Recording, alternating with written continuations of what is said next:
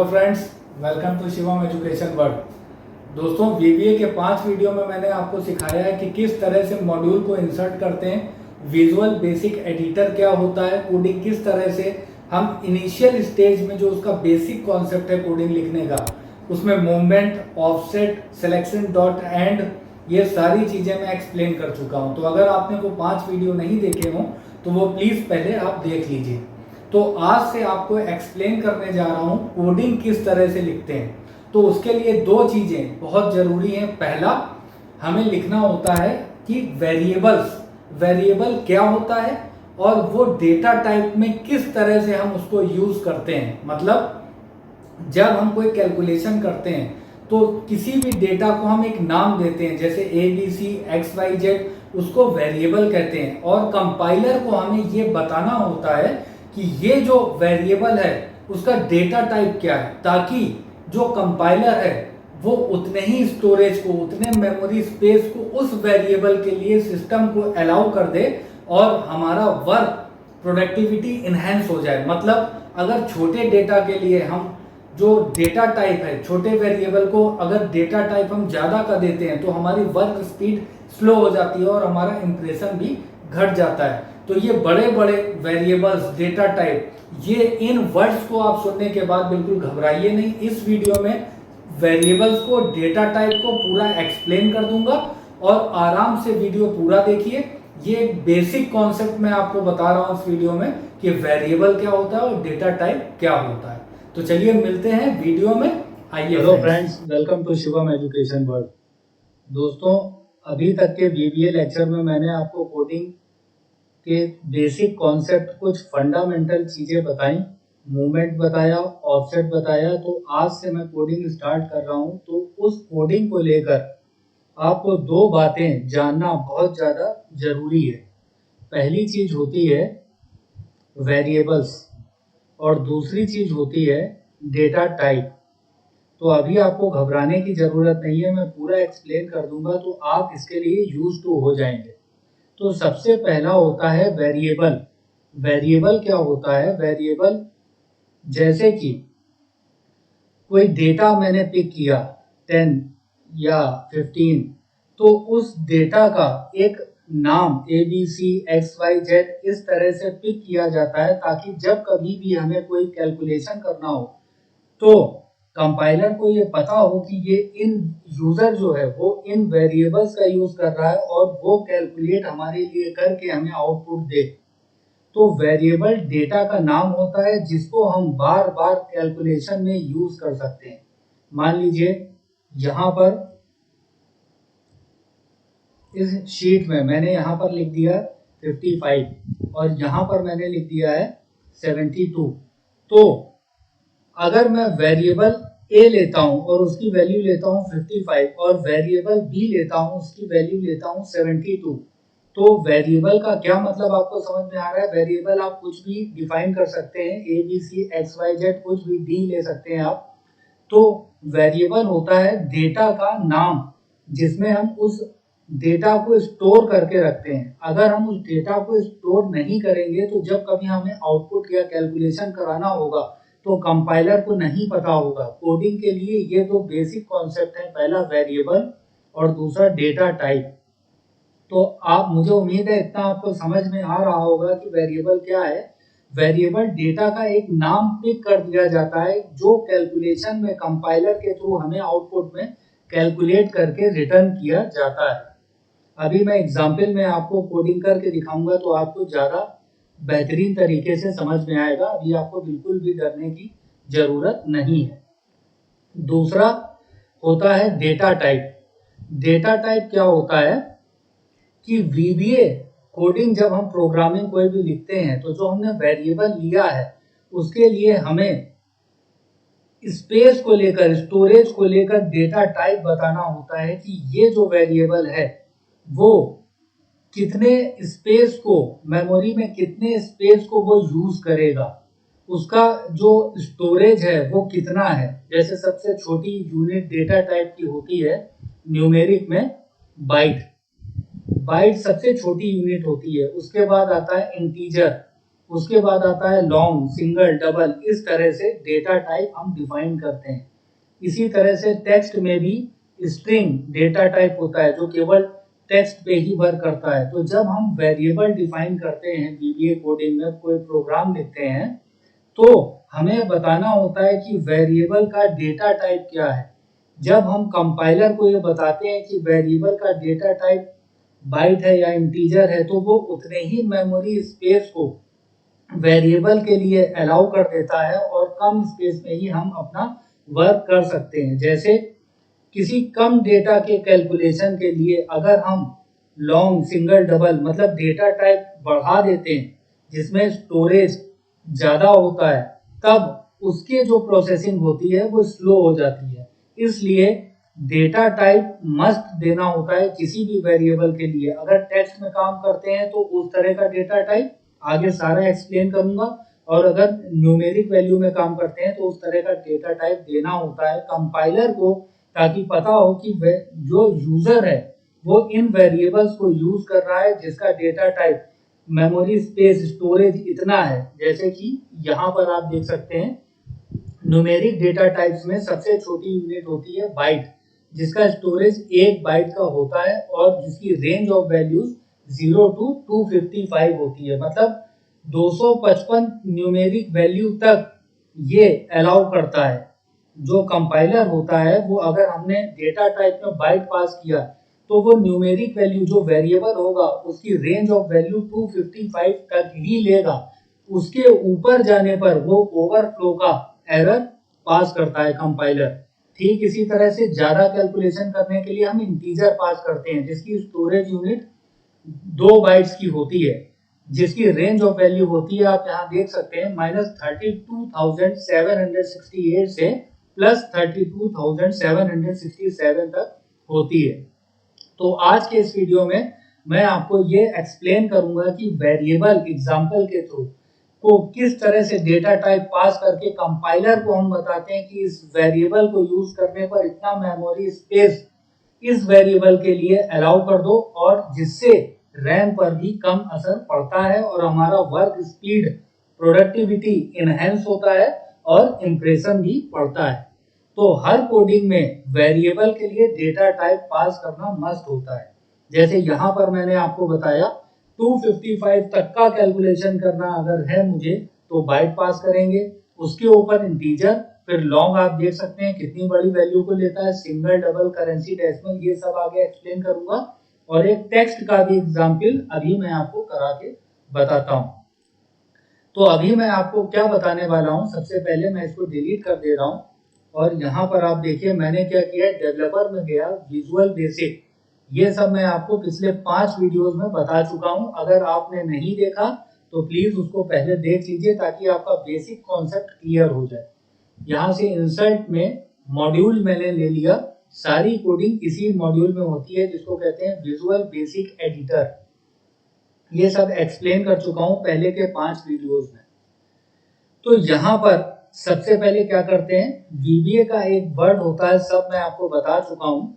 यहाँ पर मैंने क्या किया, लिया सब, और सबसे पहले मैं डिक्लेयर कर रहा हूँ। क्या डिक्लेयर करने जा रहा हूँ, डेटा टाइप बाइट्स को मैं डिक्लेयर करने जा रहा हूँ। यहाँ पर देखिए मैंने अभी आपको बताया, ये देखिए डेटा टाइप है और ये स्टोरेज है, रेंज ऑफ वैल्यूज है। तो डेटा टाइप सबसे पहले मैं क्या डिक्लेयर करने जा रहा हूँ, आपको बता रहा हूँ बाइट के बारे में, कि बाइट को किस तरह से डिक्लेयर करेंगे, कैसे उसका कैलकुलेशन होगा और वेरिएबल कैसे काम करेगा। तो यहाँ पर मैं लिख दे रहा हूँ डिक्लेयर अंडरस्कोर, क्योंकि कोई भी कोडिंग प्रोग्रामिंग के नेम में स्पेस नहीं लेता है, अंडरस्कोर लेता है। डिक्लेयर बाइट और ब्रैकेट स्टार्ट क्लोज, ये हमारा हो गया प्रोग्राम का नाम, या आप कह सकते हैं मैक्रो का नाम या कोडिंग का नाम। इसके बाद अब मैं पास करूंगा, यहाँ पर मैं ले रहा हूं डिम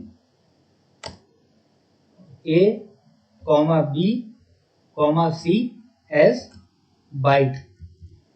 अब मैंने क्या किया, इसको ध्यान से समझिए। डिम मतलब डायमेंशन, जैसे VBA का एक वर्ड है सब, वैसे ही VBA का वर्ड है डिम, डायमेंशन। जब हम कोई वेरिएबल पास करते हैं तो सबसे पहले आता है डिम, उसके बाद 3 वेरिएबल यहाँ पर मैं ले रहा हूँ A, B और C को एज अ रिजल्ट मैं ले रहा हूँ। और मैंने इसका डेट, ये हो गए एबीसी वेरिएबल्स, और इसका डेटा टाइप क्या है, क्योंकि मुझे ये बताना है कंपाइलर को कि ये कितने स्टोरेज को लेगा, उतने ही मेमोरी को, उतने ही स्पेस को वो कंपाइलर क्या उस वेरिएबल के लिए कंप्यूटर को अलाउ करेगा। और ये इसलिए पास किया जाता है ताकि हमारी वर्क स्पीड इनहेंस हो जाए और इम्प्रेशन भी पड़े। जो हम सीनियर्स को कोई प्रोग्राम बना के दे और उसको वो रन कराएं तो इम्प्रेशन भी हमारा पड़ना चाहिए।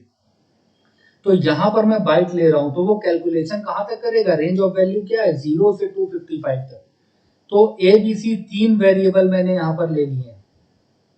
अब इसके बाद जो वेरिएबल पास किया जाता है उसकी वैल्यू क्या है, तो वो इक्वल टू से पहले लिखेंगे, मतलब ए की वैल्यू क्या है इक्वल टू, यहां पर ए की वैल्यू मैं अगर दे रहा हूं 16, ठीक है, तो जो वेरिएबल की वैल्यू हम डिफाइन कर रहे हैं तो वो वेरिएबल जो भी है वो इक्वल टू से पहले आना चाहिए।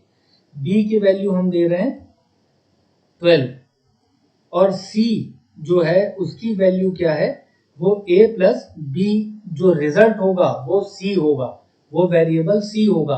अच्छा, ये c आउटपुट कहां पर आपको लाना है, तो वो जो आउटपुट लाना है वो जो हम रेंज डिसाइड करेंगे वो यहां पर पास करेंगे। तो वो c आउटपुट कहां आना चाहिए, यहां पर मैंने लिखा रेंज डबल कोट्स में a1 के अंदर ले आओ और ब्रैकेट क्लोज करने के बाद डॉट वैल्यू, मतलब A1 में की जो वैल्यू हो वो बराबर हो C के। ये आ गया मेरा, क्या आ गया, ये मैंने C जो आउटपुट रिजल्ट जो आ रहा है उसके लिए रेंज डिसाइड किया कि रेंज A1 की जो वैल्यू है वो C के बराबर हो। अब मेरा आउटपुट यहाँ पर निकल के आएगा क्या, A1 सेल में A और B को प्लस करके 28 ला के देगा कि नहीं, मैं यहां से रन करा के आपको दिखा रहा हूं। ये देखिए 28 आउटपुट लाके दे दिया। अगर मैं एक एक स्टेप आपको यहां से रन करा के दिखाऊं F8 करके, तो ये देखिए सबसे पहले A16 बिल्कुल ठीक है। अच्छा, ये क्या यहाँ पर देख रहा है, ये देख रहा है कि तुमने तुमने डेटा टाइप बाइट पास किया है वो वेरिएबल ए बी सी को अलाउ कर रहा है कि नहीं। वो क्यों अलाउ करेगा, वो तब अलाउ करेगा कि ये 0 से 255 रेंज ऑफ वैल्यूज के बीच में ही, ये 255 और 0 के बीच में ही होना चाहिए, तब ये अलाउ करेगा। तो यहां पर देखिए मैंने क्या किया हुआ है, 16 12 255 के नीचे है, 0 और 255 के बीच में, तो ये अलाउ कर रहा है। सी इन दोनों को जोड़ेगा तो सम भी 255 के नीचे अलाउ कर रहा है। और यहां पर ये आउटपुट आ गया और मैंने एंड सब कर दिया। अच्छा, अब एक चीज यहां ध्यान से देखिए, अगर मैं इसको डिलीट करता हूं और यहां पर मैं कर देता हूं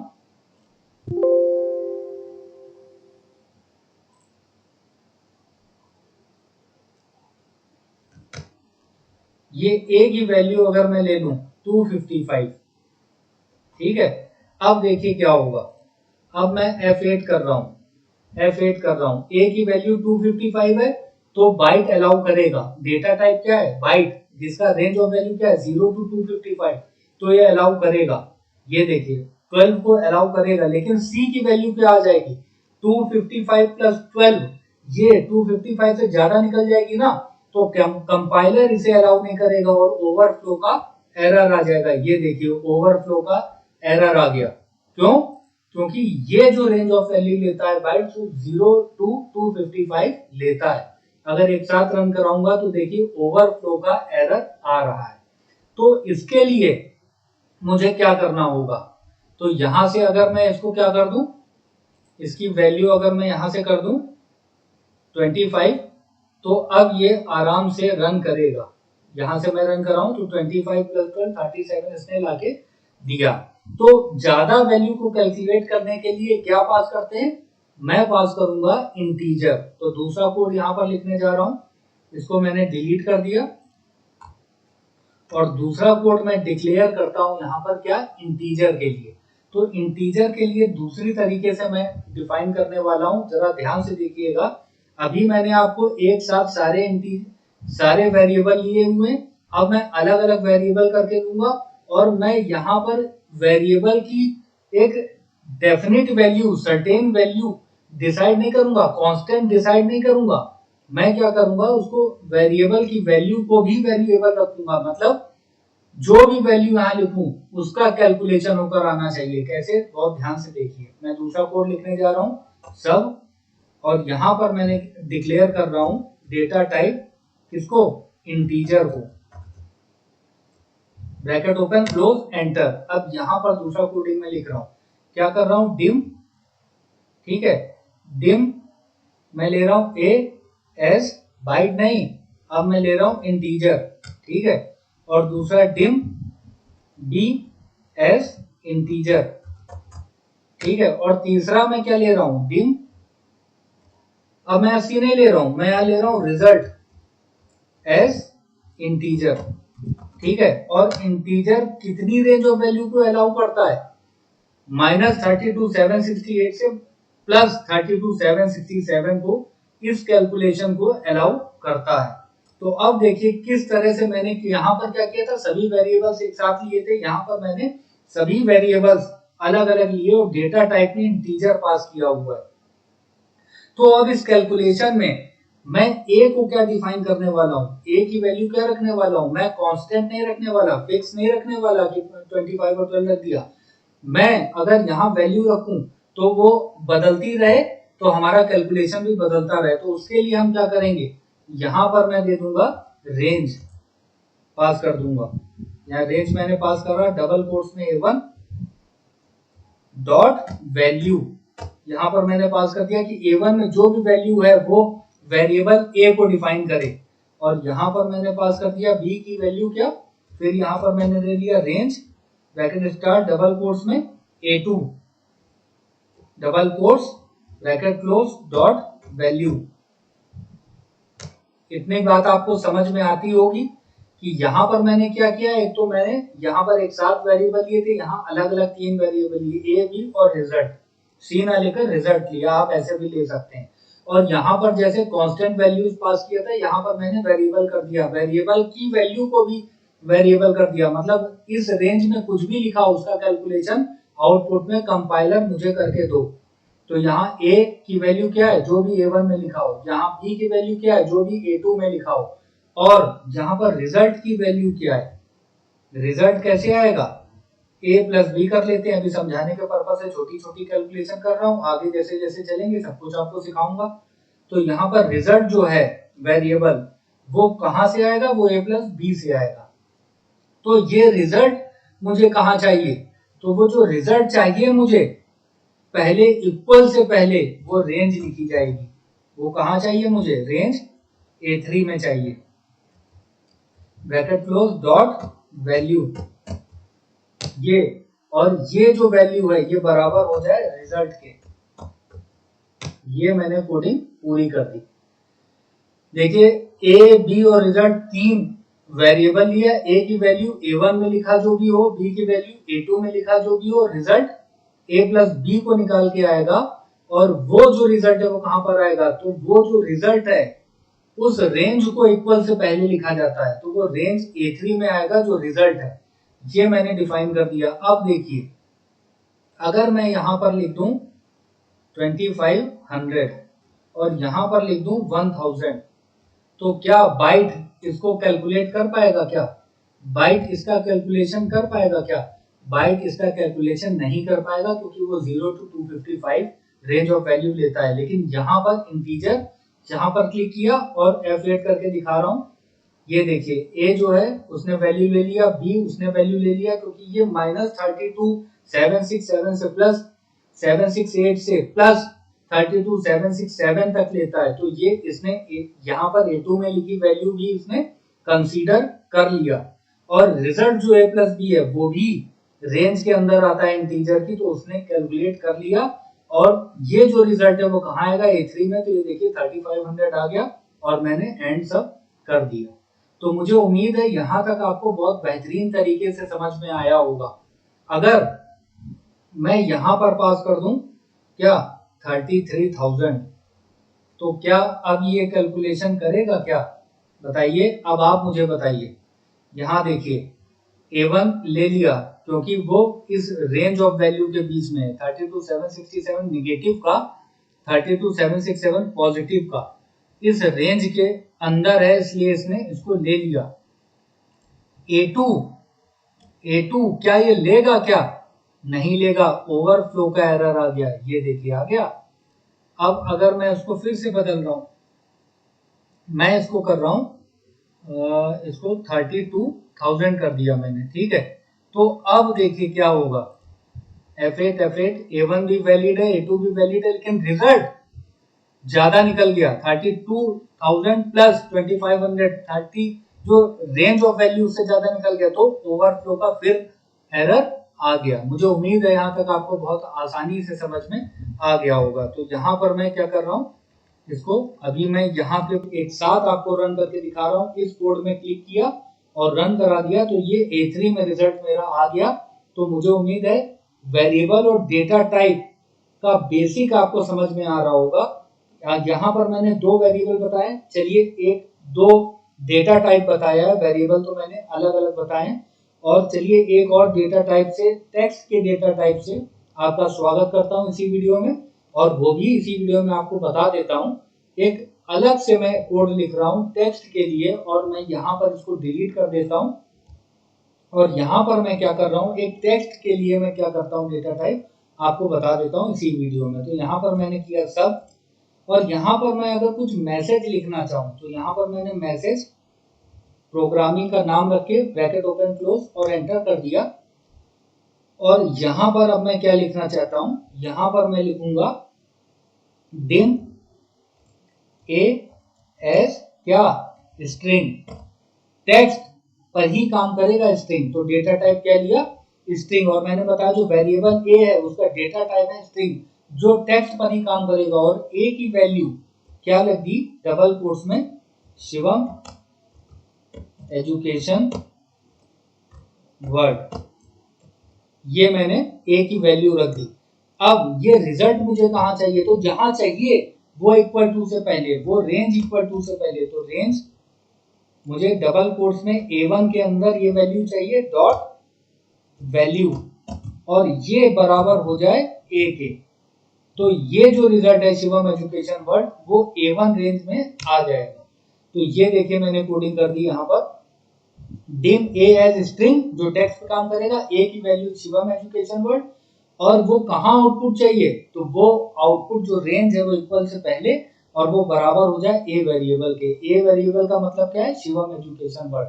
तो इसको रन करते हैं यहाँ से, और ये देखिए A1 में शिवम एजुकेशन वर्ड लिखा आ गया। तो मुझे उम्मीद है दोस्तों यहाँ तक आपको अच्छी तरह से समझ में आ रहा होगा कि वेरिएबल क्या होता है और डेटा टाइप क्या होता है। ये दोनों चीजें समझना बहुत जरूरी है। आगे के वीडियोस में मैं आपको डिफाइन करूंगा कि लॉन्ग, सिंगल, डबल, डेसिमल, इन सब का यूज किस तरह से किया जाता है, और डेटा टाइप्स और भी होते हैं उनका यूज कैसे किया जाता है। धीरे धीरे आगे चलेंगे लूप की तरफ, धीरे धीरे आगे कोडिंग की तरफ चलेंगे। तो दोस्तों वीडियो को लाइक करके जरूर जाइएगा, थोड़ा मोटिवेशन मुझे भी चाहिए, और ज्यादा से ज्यादा शेयर कीजिएगा, सब्सक्राइब करके जाइएगा, बेल आइकन को प्रेस कर दीजिएगा। अलग अलग प्लेलिस्ट में अलग अलग लर्नर्स के लिए रेगुलर बेसिस पे वीडियोस आ रहे हैं। तो अपनी स्किल को एनहेंस करने के लिए, अपनी ग्रोथ करने के लिए, अपनी लाइफ में वैल्यू को ऐड करने के लिए सब्सक्राइब, शेयर, बेल आइकन को प्रेस। और दोस्तों एक बात बहुत ज्यादा जरूरी है कि जो आप आगे सीखते जा रहे हैं वो तो ठीक है, लेकिन पिछला भी रिवाइज करना ना भूलिएगा। पीछे भी रिवाइज करते चलिए और आगे भी सीखते चलिए। Thank you friends, have a nice day, take care.